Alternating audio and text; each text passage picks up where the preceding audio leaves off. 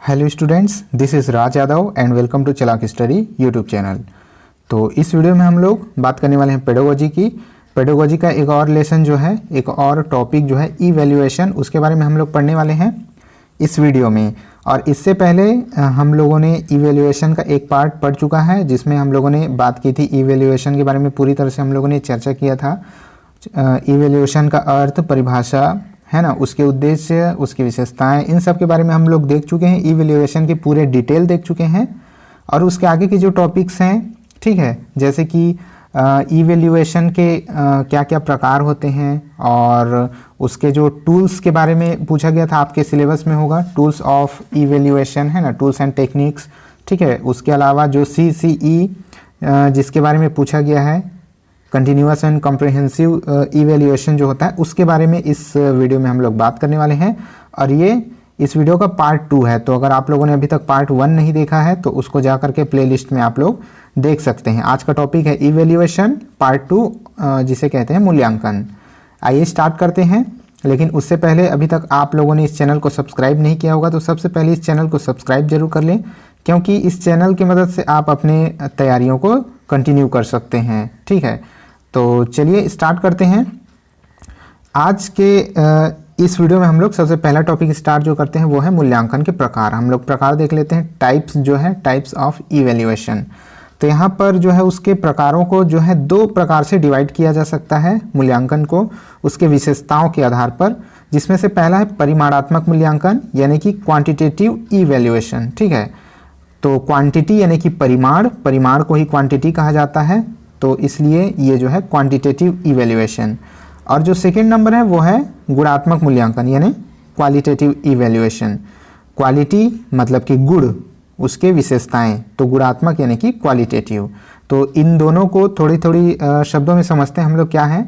परिमाणात्मक क्या होता है? परिमाण यानी कि क्वांटिटी, जैसा कि नाम से आप समझ रहे होंगे इसको। क्वांटिटी जैसे कि कुछ नंबरों के टेस्ट होते हैं, जैसे 10 नंबरों का जो क्लास टेस्ट होता है, या फिर जो एग्ज़ाम्स वगैरह होते हैं 100 नंबर के, तो उसके मार्क्स में से जितने भी नंबर्स आते हैं, जितने भी बच्चे, उनका जो मूल्यांकन किया जाता है उसमें कितने नंबर वो पाते हैं, वो सभी एग्ज़ाम्स जो होते हैं परिमाणात्मक मूल्यांकन यानी कि क्वांटिटेटिव इवैल्यूएशन के अंतर्गत आते हैं। जैसे कि टेस्ट वगैरह में 4 आउट ऑफ 10, 8 आउट ऑफ 10, इस तरह के जो नंबर पाते हैं वो जो है परिमाणात्मक मूल्यांकन के अंतर्गत आता है। और जो गुणात्मक मूल्यांकन के अंतर्गत आता है, इसमें क्या देखा जाता है कि एक स्टूडेंट के गुणों का मूल्यांकन किया जाता है कि उसके अंदर किस तरह के गुण डेवलप हो रहे हैं, कितने गुणों को वो ग्रहण कर पा रहा है स्टूडेंट, इसका मूल्यांकन किया जाता है। कि जैसे उसका नैतिक व्यवहार क्या है, किस तरह से वो अपने टीचर से पेश आता है, ठीक है, अपने सीनियर से वो किस तरह से बातें करता है, अपने प्रश्नों के उत्तरों को किस तरह से टीचर को देता है। इसके अलावा स्पोर्ट्स वगैरह में, ठीक है, स्पोर्ट्स में कैसा है, खेल कूद में कैसा है वो, इस तरह की चीज़ों को, उसके गुणात्मक चीज़ों का मूल्यांकन किया जाता है। और ये नंबरों में भी हो सकता है, या तो फिर नंबरों के अलावा भी कई तरह से इसको जांचा जाता है। तो ये होता है गुणात्मक मूल्यांकन। आगे देखते हैं, आगे क्या है। परिमाणात्मक मूल्यांकन को भी कुछ भागों में डिवाइड किया गया है। किस तरह से देखते हैं। पहला है मौखिक परीक्षा, ठीक है। तो परिमाणात्मक, जैसे कि मैंने कहा, जो आंकिक तौर पे जो परीक्षाएं ली जाती हैं, जैसे मौखिक परीक्षा हो गया, लिखित परीक्षा हो गया और प्रायोगिक परीक्षा, इसको 3 भागों में ऐसे डिवाइड किया गया है। तो मौखिक परीक्षा में क्या होता है, यानी कि बच्चों से मौखिक रूप से कुछ प्रश्न पूछ करके जो टीचर है वो उसको आंकता है कि इसका विकास या फिर इसकी शिक्षा कितने हद तक सफल हो पाई है। जैसे कि जो ओरल टेस्ट वगैरह होते हैं क्लास में, जो मौखिक रूप से कुछ प्रश्न पूछते हैं, तो इसकी कुछ विशेषताएं होनी चाहिए मौखिक परीक्षा की, कि जैसे ज़्यादा कठिन सवाल ना पूछे जाएं, ठीक है, बच्चों से, और छोटे उत्तर वाले सवाल पूछे जाएं जिसका 1 या 2 लाइन में जवाब दिया जा सके। और कुछ ऐसे प्रश्न ना हो जिनको सुन करके स्टूडेंट कंफ्यूज हो जाए, है ना। कंफ्यूजिंग क्वेश्चन नहीं पूछना चाहिए, सरल प्रश्न जैसे पूछना चाहिए। तो ये सब होता है ओरल जो है मौखिक परीक्षा में। सेकेंड में है लिखित परीक्षा। अब लिखित परीक्षा ज़्यादातर इसी मेथड को अपनाया जाता है, ठीक है। हमारे जो शिक्षा के क्षेत्र में जो भी आकलन किया जाता है या मूल्यांकन किया जाता है, इवेल्युएट किया जाता है स्टूडेंट को, तो ज़्यादातर इसी विधि का यूज़ किया जाता है। लिखित परीक्षा जैसे कि क्वार्टरली एग्ज़ाम होता है, हाफ ईयरली होता है, और ईयरली एग्ज़ाम जो होते हैं, फाइनल एग्ज़ाम, उस तरह में इसी लिखित परीक्षा का प्रयोग किया जाता है, आप सबको पता ही होगा। तो ये लिखित परीक्षा भी कई तरह के हो सकते हैं, ठीक है, जैसे कि ऑब्जेक्टिव टाइप भी होता है ये लिखित परीक्षा। उसके बाद लघु उत्तरीय होता है जिसके छोटे उत्तर लिखे जाते हैं। फिर अति लघु उत्तरीय भी होता है, एकदम छोटे एकदम शॉर्ट में 1-2 शब्दों में लिखने वाले उत्तर होते हैं। उसके अलावा दीर्घ उत्तरीय होता है जो निबंधात्मक टाइप होता है। उस तरह से लिखित परीक्षा को भी 2-3 भागों में डिवाइड किया जा सकता है, ठीक है। उसके बाद आते हैं प्रायोगिक परीक्षा में। अब प्रायोगिक परीक्षा भी 2 तरह के होते हैं, इसको याद रखिएगा। पहला जो होता है आंतरिक, ठीक है, इंटरनल। आंतरिक कहने का मतलब जो एक कमरे के अंदर होता है, जैसे स्कूलों में जो लैब वगैरह होते हैं ना, लैब के अंदर जो ज़्यादातर जो साइंस लैब होते हैं तो उसके अंदर केमिकल को मिक्स करके कुछ टेस्ट वगैरह करके कुछ निर्णय निकाला जाता है, कुछ रिजल्ट निकाल करके टीचर को दिखाया जाता है। तो वो उस तरह के जो टेस्ट को बोलते हैं आंतरिक प्रायोगिक परीक्षा, ठीक है। और एक तरह का होता है दूसरे तरह का, मतलब कि बाह्य प्रायोगिक परीक्षा, जैसे जो बाहर जाकर के खुले मैदान में किया जाता है, ठीक है, प्रैक्टिकल करके। प्रैक्टिकल करने का मतलब है कि एक्टिव, उसमें स्टूडेंट जो है करके सीखता है, ठीक है, करके जो भी चीज़ें सीखे रहता है उसको करके उसको दिखाता है अपने टीचर्स को। जैसे खेल कूद में पार्ट लेना, खेल कूद में दौड़ में हिस्सा लेना, और बाहर जाके मैदानों में पत्तियों को पहचानना, पेड़ों को पहचानना, इस तरह की जो एक्टिविटी होती है, इस तरह के जो टेस्ट होते हैं वो दूसरे तरह के, यानी कि बाह्य तरह की प्रायोगिक परीक्षाएं होते हैं। आगे बढ़ते हैं तो नेक्स्ट जो है टूल्स एंड टेक्निक्स पढ़ते हैं, ठीक है, इवेल्युएशन के टूल्स एंड टेक्निक्स। तो यहाँ जितने भी टूल्स एंड टेक्निक्स यहाँ पर दिए गए होंगे तो इसको ये समझ के चलिएगा कि ये जो हैं ये सेकेंड तरह के हैं, ठीक है, गुणात्मक मूल्यांकन के ही ये प्रकार हैं। तो यहाँ जितने परिमाणात्मक और गुणात्मक मूल्यांकन हैं ये सभी एक तरह से टूल्स ही होते हैं, इवेल्युएशन के टूल्स ही हैं। आखिर इवेल्युएट इन्हीं टूल्स की मदद से तो इवेल्युएट करते हैं ना, परीक्षा लेकर के ही तो इवेल्युएट करते हैं। तो ये मूल्यांकन वही एक तरह से परीक्षा ही है। तो हम लोग चलते हैं टूल्स की ओर। टूल्स में क्या क्या दिया गया है आप देख सकते हैं, टूल्स एंड टेक्निक्स, चाहे आप उसको टूल्स कह लीजिए चाहे टेक्निक्स कह लीजिए, इवेल्युएट करने के लिए, किसी स्टूडेंट को इवेल्युएट यानी उसका मूल्यांकन करने के लिए। सबसे पहले हम लोग देखते हैं अवलोकन यानी कि ऑब्जर्वेशन, ठीक है। तो अवलोकन क्या है, सबसे पहले इसके प्रकारों को हम लोग देख लेते हैं। पहला है अवलोकन, फिर है साक्षात्कार, तीसरा है जांच सूची, चौथा है प्रश्नावली यानी कि इंटरव्यू, चेकलिस्ट और क्वेश्चनआयर, ठीक है। इसके बाद और भी हैं, पांचवा है रेटिंग स्केल, इसको इंग्लिश में रेटिंग स्केल ही कहेंगे। छठवां है संचित अभिलेख यानी कि क्यूमुलेटिव रिकॉर्ड, सातवां है सामाजिक जांच पत्र, सोशियोमेट्रिक, और आठवां है घटनावृत्त यानी कि एनेक्डोटल रिकॉर्ड, और नौवां है पोर्टफोलियो, ठीक है, इसको इंग्लिश में पोर्टफोलियो ही कहेंगे। तो थोड़ा थोड़ा एक एक दो लाइन में इसको हम लोग समझ लेते हैं, ठीक है। तो सबसे पहले हम लोग देख लेते हैं अवलोकन। अवलोकन क्या होता है यानी कि ऑब्जर्वेशन।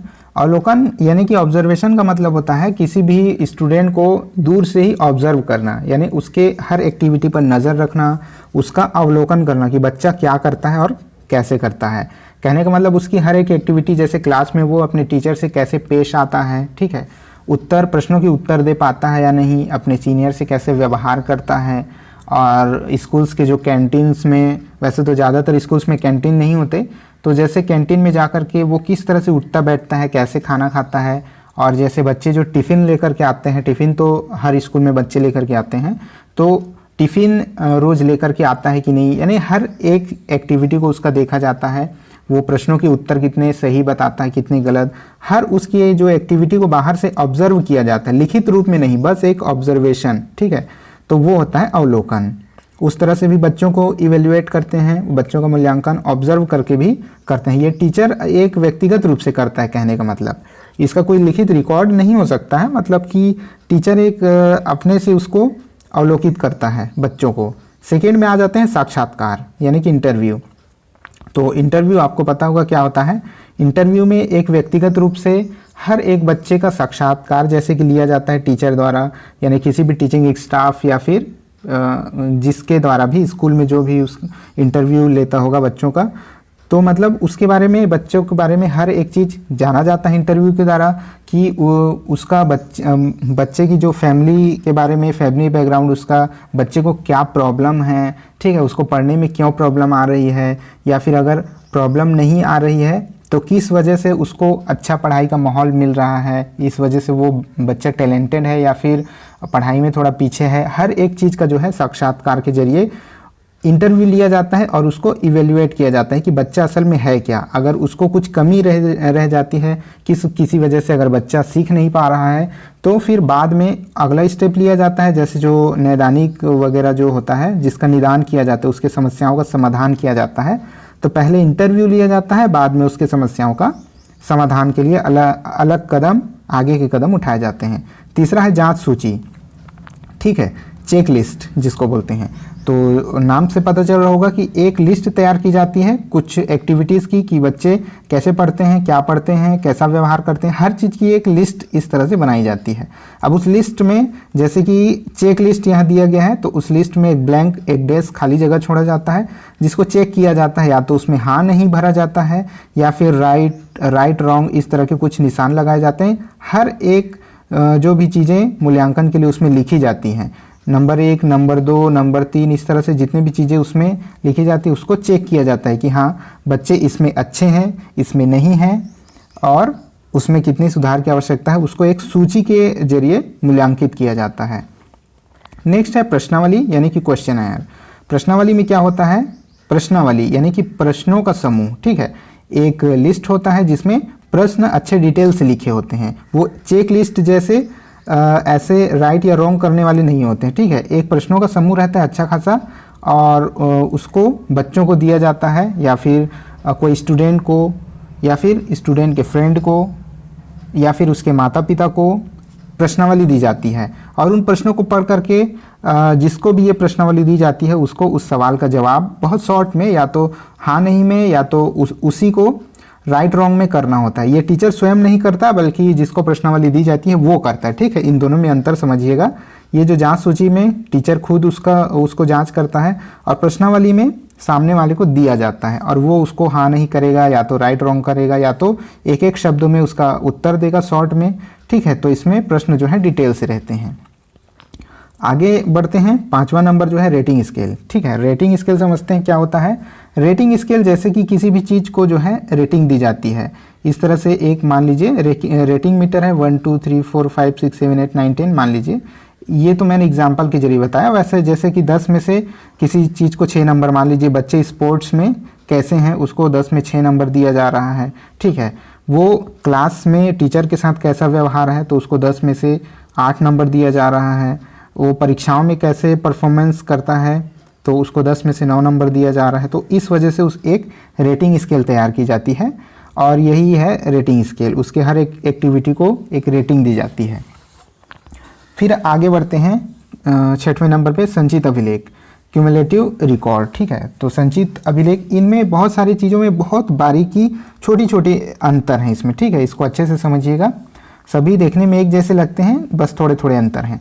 संचित अभिलेख में क्या होता है, रिकॉर्ड रखा जाता है बच्चे का, ठीक है। बच्चे का एक रिकॉर्ड रखा जाता है विस्तृत रूप से, जैसे कि बच्चे की जो भी याद रखने वाली कुछ घटना घटती है स्कूल में, जैसे कि उसने क्लास में टॉप किया, ठीक है, क्लास में टॉप कर लिया, तो उस रिकॉर्ड में डिटेल्स लिखा जाएगा कि उसने इस विषय में टॉप किया, इतने नंबर पाया, और किन परिस्थितियों में उसने टॉप किया, उसको पढ़ाई में अच्छा माहौल मिलता था, कौन कौन से टीचर पढ़ाते थे। इस तरह से डिटेल में उसका पूरा डिटेल लिखा जाएगा, एक खाका तैयार किया जाएगा। जितने भी वो बड़े बड़े कुछ अचीवमेंट उसने अगर प्राप्त किया, या फिर किसी बच्चे से मान लीजिए क्लास में उसने झगड़ा कर लिया, कुछ बहुत बड़ा इशू बन गया, तो उसके बारे में लिखेंगे कि उसने ऐसे ऐसे झगड़ा किया, ये चीज़ हुआ था उसके साथ। यानी हर चीज़ को डिटेल से लिखा जाएगा, उसके घटनाओं को, ठीक है। तो वो हो जाता है उसका संचित अभिलेख यानी कि क्यूमुलेटिव रिकॉर्ड, ठीक है। नेक्स्ट जो आते हैं सामाजिक जांच पत्र। तो सामाजिक जांच पत्र में क्या होता है, सामाजिक जांच पत्र में एक तरह से उसको एक पत्र के जरिए, एक छोटे जैसे एग्ज़ाम के जरिए उसका मूल्यांकन किया जाता है। और ये जो एग्ज़ाम होता है, या फिर टेस्ट कह सकते हैं इसको, ये लिखित और मौखिक दोनों रूप में हो सकता है, ठीक है। ओरल या फिर रिटन दोनों तरह से हो सकता है। तो इसमें स्टूडेंट से जैसे उसका सामाजिक, जैसे नाम से पता चल रहा है, सामाजिक जो है उसके ग्रुप, यानी कि वो अपने टीचर से, दूसरे स्टूडेंट से, अपने फ्रेंड से, अपने सीनियर से किस तरह से जुड़ा हुआ है, किस तरह से वो रिएक्ट करता है, यानी एक तरह से एक सर्कल के जरिए उसको इवेल्युएट किया जाता है, ठीक है। एक सर्कल के जरिए, कहने का मतलब उसका उठना बैठना कैसे लोगों के साथ है, कैसे अट्रैक्ट करता है, कैसे कैसे ट्रीट करता है अपने सर्कल के लोगों के साथ, किस तरह से वो व्यवहार करता है, उसका आत्मविश्वास कैसा है, ठीक है, उसका आत्मविश्वास कैसा है, और उसकी मौखिक अभिव्यक्ति, वो दूसरों से किस तरह से बातें करता है, इन सभी का जब जांच किया जाता है उसको सामाजिक जांच पत्र कहा जाता है। नेक्स्ट आ जाते हैं घटनावृत्त, ठीक है, घटनावृत्त या घटना वृत्तांत जो है, एनेक्डोटल रिकॉर्ड इसको कहा जाता है। तो एनेक्डोटल रिकॉर्ड क्या है? ये एक तरह से संचित अभिलेख की तरह है, लेकिन क्या होता है एनेक्डोटल रिकॉर्ड में थोड़ा संक्षिप्त में लिखा जाता है, ठीक है, उसकी जो भी मेन घटनाएं होती है, जैसे घटना यहाँ लिखा हुआ है, तो उस स्टूडेंट के साथ जो भी कुछ मेन घटनाएं होती है, जैसे मैंने एग्जांपल दिया कि अगर वो क्लास में टॉप करता है तो थोड़ा संक्षिप्त में उसको लिखा जाता है, रिकॉर्ड की तरह रखा जाता है, 1-2-3 लाइन में ही उसको लिख करके बाई डेट टू डेट, ठीक है, कि 1 तारीख चौथे महीने को उसको ये हुआ था, उसने क्लास में टॉप किया तो वो बहुत खुश था, इस तरह से कुछ लिख देंगे। फिर 4 तारीख 5वें महीने को उसको ये हुआ, उसने एक बच्चे के साथ थोड़ा सा उसका झगड़ा हो गया, ऐसे करके 2-3 लाइन में ही उसको लिख दिया जाता है। उसको कहते हैं एनेक्डोटल रिकॉर्ड, है ना। उसके जो मेन घटनाएं, उसके पढ़ाई के दौरान क्या क्या घटनाएं घटी, हर एक एक्टिविटी को जो मेन एक्टिविटीज़ रहती हैं जिसको घटना कहा जा सकता है, उसका रिकॉर्ड होता है। नेक्स्ट है पोर्टफोलियो। पोर्टफोलियो में क्या होता है कि एक स्टूडेंट का हर रिकॉर्ड रखा जाता है, पूरा फुल रिकॉर्ड उसका रखा जाता है कि वो पढ़ाई में कैसा है, ठीक है, किस महीने में उसने पढ़ाई में अच्छा प्रदर्शन नहीं किया था, किस महीने में उसका पढ़ाई में बहुत अच्छा प्रदर्शन हुआ, जनवरी महीने में वो पढ़ाई में कुछ खास नहीं था लेकिन फरवरी में उसने अच्छा विकास किया, इस तरह की चीज़ें। और हर चीज़ें, जैसे उस स्टूडेंट का एक फ़ोटो भी, यानी पोर्टफोलियो में हर एक चीज़ शामिल होता है, स्टूडेंट का फ़ोटो, उसके रिजल्ट्स, ठीक है, उसके अलावा उसकी ज़रूरी चीज़ें, उसके टेस्ट कॉपीज़ जो हैं, उसके एग्ज़ाम्स के कॉपीज़, ठीक है, उसके अलावा जितनी भी चीज़ें उसकी कॉपीज़ वगैरह जो स्कूल में जो जमा की जाती हैं, वो हर चीज़ें उसके रिकॉर्ड में, चाहे वो लिखित रूप में हो, चाहे डॉक्यूमेंट्स के रूप में कंप्यूटर में हो उस स्टूडेंट के बारे में, या फिर पेन ड्राइव में हो, यानी उस स्टूडेंट का हर एक चीज़, कहने का मतलब हर एक जानकारी पोर्टफोलियो के अंतर्गत आती है, जो स्कूल के लिए इम्पोर्टेंट है और स्कूल अपने पास रखता है, वो होता है पोर्टफोलियो, ठीक है। तो इतनी सारी हम लोगों ने टूल्स एंड टेक्निक्स देखे मूल्यांकन के। स्टूडेंट को इन सभी वो उसमें मूल्यांकित किया जाता है, ठीक है, इन सभी चरणों से मूल्यांकित किया जाता है और देखा जाता है कि स्टूडेंट कैसा है। जितने भी 9 चीज़ें हम लोग पढ़ी, उस तरह से उसको इवेल्युएट किया जाता है। अब देखते हैं आपके जो सिलेबस में एक टर्म है सतत एवं व्यापक मूल्यांकन, ठीक है, यानी कि CCE इसको कहा जाता है, जिसको इंग्लिश में कहते हैं कंटिन्यूअस एंड कॉम्प्रिहेंसिव इवेल्युएशन। ये क्या चीज़ है, इसको थोड़ा समझ लेते हैं। सतत मूल्यांकन जो है, सतत एवं व्यापक मूल्यांकन भारत के स्कूलों में मूल्यांकन के लिए लागू की गई एक नीति है, जिसे 2009 में आरंभ किया गया था, ठीक है, इसको समझिएगा।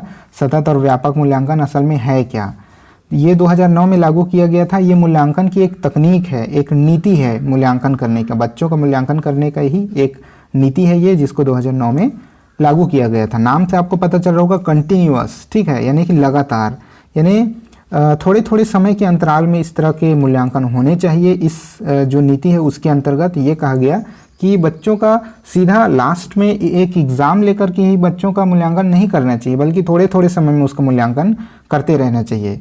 कॉम्प्रिहेंसिव मतलब क्या होता है, कॉम्प्रिहेंसिव का मतलब होता है एक व्यापक, ठीक है, ये जो व्यापक शब्द है वही इसका मतलब है कॉम्प्रिहेंसिव का, यानी कि ब्रॉड तौर पर, पूरी तरह से होल, एक होलिस्टिक तौर पर एक स्टूडेंट का मूल्यांकन किया जाना चाहिए। उसके हर पक्षों को देखना चाहिए, उसके पढ़ाई लिखाई से लेकर के, कॉपी पेन से लेकर के, उसके खेल कूद, ठीक है, आचार व्यवहार, इन सभी चीज़ों पर नज़र रखना चाहिए।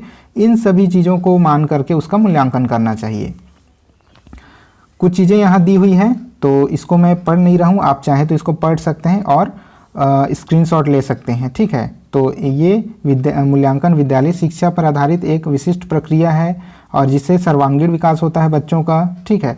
कुछ कुछ समय के अंतराल पर सभी छात्रों के सभी पक्षों का मूल्यांकन किया जाता है और ये एक तरह से निदानात्मक शिक्षा व्यवस्था की जाती है, यानी बच्चे अगर किसी पक्ष में कमज़ोर हैं तो उसको मजबूत करने का प्रयास किया जाता है। आगे देखते हैं सतत मूल्यांकन, सतत एवं व्यापक मूल्यांकन का क्या महत्व है, ठीक है। CCE के द्वारा यानी कॉम्प्रिहेंसिव एंड जो कंटिन्यूअस इवैल्यूएशन है उसके द्वारा छात्र अपने प्रदर्शन की वास्तविक स्थिति को जानकर उपचारात्मक शिक्षण के द्वारा अपने अधिगम में सुधार कर सकते हैं। यानी कि जो स्टूडेंट है वो खुद के प्रदर्शन को देखते हुए खुद सुधार कर सकता है। लगातार जब उसका इवैल्यूएशन होते रहेगा, है ना, उसका जब टेस्ट होगा, उसके जब नंबर आएंगे तो वो खुद जान पाएगा कि मैं कहाँ कमज़ोर हूँ, वहाँ खुद सुधार कर सकता है। यह अधिगमकर्ता के प्रदर्शन व वास्तविक क्षमता के मध्य व्याप्त अंतर को दूर करने में मदद करता है। इसका मतलब है जो स्टूडेंट है उसका प्रदर्शन कैसा है और असल में उसकी वास्तविक क्षमता कैसी है, उसका अंतर वो दूर कर सकता है। उसकी क्षमता बहुत ज़्यादा है लेकिन प्रदर्शन अच्छा नहीं कर पा रहा है, ठीक है, वो बहुत टैलेंटेड स्टूडेंट है बट वो पढ़ नहीं पा रहा है, प्रदर्शन नहीं कर पा रहा है, तो उसके बीच के अंतर को दूर कर सकता है। इससे बच्चा खुद समझ जाएगा या फिर टीचर उसकी इस बात में मदद करेगा। नेक्स्ट है यह अधिगमकर्ता की कठिनाइयों को जानते हुए मदद करता है। यानी कि जो स्टूडेंट है उसकी कठिनाइयों को समझता है और मदद करने में सहायता करता है, ठीक है, उसको दूर करने में मदद करता है। यह छात्र को अपना स्वयं का मूल्यांकन करने के लिए प्रेरित करता है।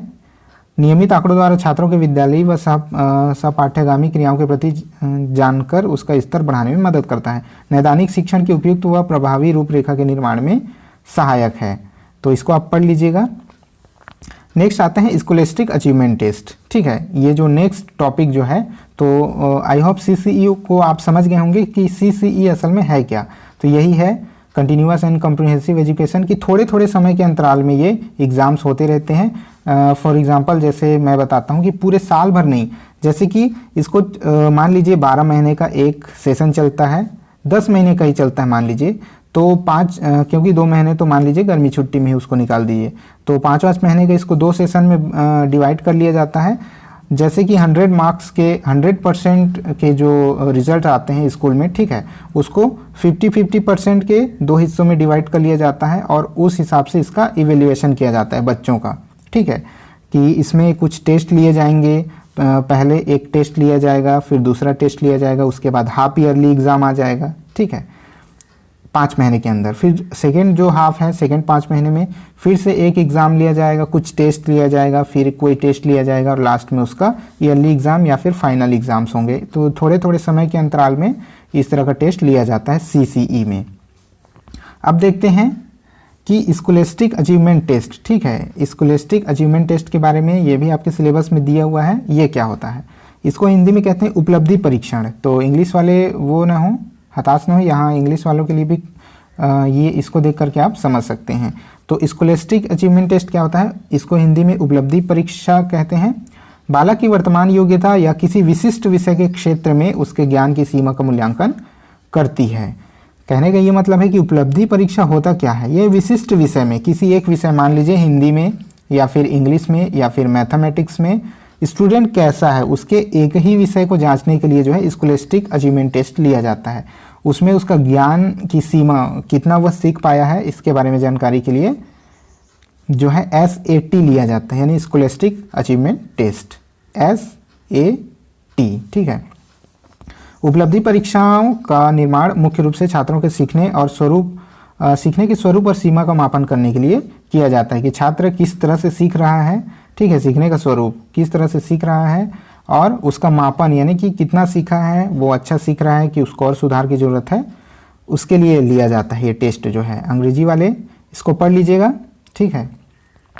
थॉर्नडाइक और हेगन के अनुसार, थॉर्नडाइक ने क्या कहा है, थॉर्नडाइक और हेगन ने क्या कहा है स्कॉलस्टिक टेस्ट के बारे में, जब हम उपलब्धि परीक्षा का प्रयोग करते हैं तब हम इस बात का निश्चय करना चाहते हैं कि एक विशिष्ट प्रकार की शिक्षा प्राप्त करने के उपरांत व्यक्ति ने क्या सीखा है। एक विशिष्ट प्रकार, एक विशिष्ट यानी कि एक किसी विशिष्ट सब्जेक्ट में, कोई भी एक सब्जेक्ट की मैथमेटिक्स में उसने क्या सीखा है, इसको जानने के लिए हम लोग जो है उपलब्धि परीक्षा लेते हैं, ठीक है, यानी कि स्कॉलस्टिक अचीवमेंट टेस्ट लेते हैं। इसको इस तरह से भी इसको पढ़ सकते हैं कि when we use the achievement test we want to decide what the person has learned after receiving a specific type of education। तो आप समझ गए होंगे कि जो होता है SAT है क्या, यानी कि स्कॉलस्टिक अचीवमेंट टेस्ट क्या होता है। यहाँ कैरेक्टरिस्टिक्स देख लेते हैं, उसके कुछ विशेषताएं। उपलब्धि परीक्षण से वर्तमान प्रगति का पता चलता है कि वर्तमान में एक बच्चा किस तरह प्रगति कर रहा है, कैसे अपने शिक्षण क्षेत्र में कैसे प्रगति कर रहा है, कैसे विकास कर रहा है। उपलब्धि परीक्षण दिए हुए ज्ञान तथा कौशल का मापन करता है, यानी कि दिए हुए ज्ञान यानी कि उसको जो सिखाया हुआ ज्ञान है, जैसे कि हिंदी विषय यानी कि लैंग्वेज में, भाषा में उसका कौशल कैसा है उसका मापन करेगा। उपलब्धि परीक्षण द्वारा ज्ञान की लब्धि ज्ञात की जाती है, यानी कि किस तरह का ज्ञान वो प्राप्त कर पाया। लब्धि मतलब प्राप्त करना, ग्रहण करना, कितना ज्ञान वह ग्रहण कर पाया है उसका परीक्षण किया जाता है। विषयों की भिन्नता के अनुसार अलग अलग परीक्षण बनाए जाते हैं। तो जैसा मैंने बताया कि एक स्पेसिफिक विषय में, जैसे हिंदी में वो कैसा है, मैथमेटिक्स में कैसा है, ठीक है, इसके अलावा संस्कृत में वो कैसा है, तो इस तरह के ये अलग अलग परीक्षण बनाए जाते हैं। आगे देखते हैं, उपलब्धि परीक्षण में अर्जित ज्ञान का मापन उसका साध्य होता है। साध्य यानी जो उसके ऑब्जेक्टिव हैं, जो उसका उद्देश्य है, ठीक है, उस पर फोकस किया जाता है कि एक बच्चा अपने उद्देश्य को किस हद तक ग्रहण कर पाया है और कितने सुधार की आवश्यकता है। फिर है देखते हैं उपलब्धि परीक्षण का उद्देश्य, यानी कि उसका ऑब्जेक्टिव क्या है, उसका उद्देश्य क्या है, आखिर क्यों लिया जाता है स्कॉलस्टिक अचीवमेंट टेस्ट, ठीक है। It is used to determine the speed and superiority of children in the same skill as reading and writing. कहने का मतलब है कि एक स्टूडेंट यानी कि चिल्ड्रेन जो है उसके जो सेम स्किल यानी कि रीडिंग और राइटिंग, इन दोनों स्किल्स में वो कितना स्पीड, उसकी कितनी गति है और कितनी श्रेष्ठता है, ठीक है। सुपेरियोरिटी मतलब श्रेष्ठता, तो कितनी गति और कितने श्रेष्ठ ढंग से वो अपने सब्जेक्ट को, अपने पढ़ाई को वो प्राप्त कर पाया है, इसका निर्धारण करने के लिए, इसको डिटरमाइन करने के लिए SAT लिया जाता है, यानी कि स्कॉलस्टिक अचीवमेंट टेस्ट लिया जाता है। सेकेंड है, it is done to achieve the goals of and objectives of the course and to know the progress of the children, यानी कि ये जो चिल्ड्रेन है यानी कि जो स्टूडेंट है उसने अपने गोल को, अपने ऑब्जेक्टिव्स को किस हद तक प्राप्त कर पाया है, किस हद तक अचीव कर पाया है, इसकी जानकारी के लिए ये टेस्ट लिया जाता है। It is done to find out and overcome the difficulties related to learning of children and make necessary changes in the courses, ठीक है। यानी कि उसके डिफ़िकल्टी लेवल को, क्या क्या वो समस्याएं आ रही है उसके पढ़ाई में रिलेटेड टू लर्निंग, उसके सीखने में क्या क्या समस्याएं आ रही है उसको पहचानने में, और उसको पहचान करके children and make necessary changes to courses. तो अगर कुछ समस्याएं आ रही है तो क्यों आ रही है इसको पहचान करके उसके कोर्स में चेंजेस करना, ठीक है, उसके कोर्स में बदलाव करना, पाठ्यक्रम में, पाठ्यचर्या में बदलाव करना, इस सब के लिए जो है SAT लिया जाता है, स्कॉलस्टिक एंड अचीवमेंट टेस्ट लिया जाता है, ठीक है। तो ये हिंदी वाली इसको पढ़ लीजिएगा, इसका स्क्रीनशॉट आप ले करके रख सकते हैं। नेक्स्ट जो आते हैं, और आज का शायद ये लास्ट पॉइंट है, जी हाँ ये लास्ट पॉइंट है, और प्रकार, यानी कि SAT के प्रकार देख लेते हैं हम लोग, ठीक है। स्कॉलस्टिक अचीवमेंट टेस्ट क्या क्या प्रकार के होते हैं। फर्स्ट है ओरल टेस्ट, ठीक है, ओरल टेस्ट, मौखिक टेस्ट कह सकते हैं इसको मौखिक रूप से। दूसरा एसे टाइप टेस्ट। एसे टाइप टेस्ट मतलब कि जो आपके निबंधात्मक प्रश्न हो जाते हैं, दीर्घ उत्तरीय प्रश्न, वो हो जाएंगे। ऑब्जेक्टिव टेस्ट, तो ये ऑब्जेक्टिव टाइप होंगे आपके MCQ टाइप, ठीक है, यानी कि मल्टी चॉइस क्वेश्चन जो हो जाएंगे। फिर है स्टैंडर्डाइज्ड टेस्ट, और लास्ट है टीचर मेड टेस्ट, यानी कि इसको जो है टीचर खुद से बनाता है। जैसे कि क्लास में आके कभी टीचर बोल देता है कि आज सरप्राइज टेस्ट है, और कुछ 4-5 प्रश्न दे दिए जाते हैं, ठीक है, 4-5 प्रश्न दे दिए, और उसको अपने हिसाब से नंबरों को बंटवारा करके उसको टीचर खुद से कॉपी चेक करता है, तो उसको बोलते हैं टीचर मेड टेस्ट, ठीक है। तो इतने तरह के जो हैं SAT होते हैं। तो ठीक है, इतने ही टॉपिक्स और उसके सब टॉपिक्स को हम लोगों ने समझा, जो कि आपके सिलेबस में दिया हुआ है, आपके EMRS के सिलेबस में दिया हुआ है। इसके अलावा जितने भी टीचिंग एग्ज़ाम्स हैं उसमें ये काम आएंगे, ठीक है। इवैल्यूएशन का ये जो टॉपिक है वो हर टीचिंग एग्ज़ाम्स में आते हैं, और हर टीचिंग एग्ज़ाम्स के लिए फ़ायदेमंद होंगे। तो आप इन वीडियोज़ की मदद से आप इस टॉपिक को समझ सकते हैं और अपने पढ़ाई की जो तैयारी कर सकते हैं। ठीक है, तो ये 2 पार्ट में है, ये दूसरा पार्ट था, तो फर्स्ट पार्ट जरूर देख लीजिएगा और ये सेकेंड पार्ट है, इन दोनों को कंबाइन करके पढ़ लीजिएगा। आगे भी जितने टॉपिक अभी रह गए हैं, जितने बचे हुए हैं, सभी के वीडियोज़ आने वाले हैं। तो अगर आप लोगों ने इस चैनल को अभी तक सब्सक्राइब नहीं किया है तो सब्सक्राइब कर लीजिएगा। ठीक है, ताकि आपको समय पर नोटिफिकेशन मिल जाए। सब्सक्राइब करने के बाद जो पास में बेल आइकन है, उसके बगल में बिल्कुल बेल आइकन होता है, उसको क्लिक कर दीजिएगा और ऑल पर सेट कर दीजिएगा, तभी समय पर आपको नोटिफिकेशन मिलेगा। तो ठीक है, इस वीडियो में इतना ही है, मिलते हैं नेक्स्ट वीडियो में, तब तक के लिए जय हिंद।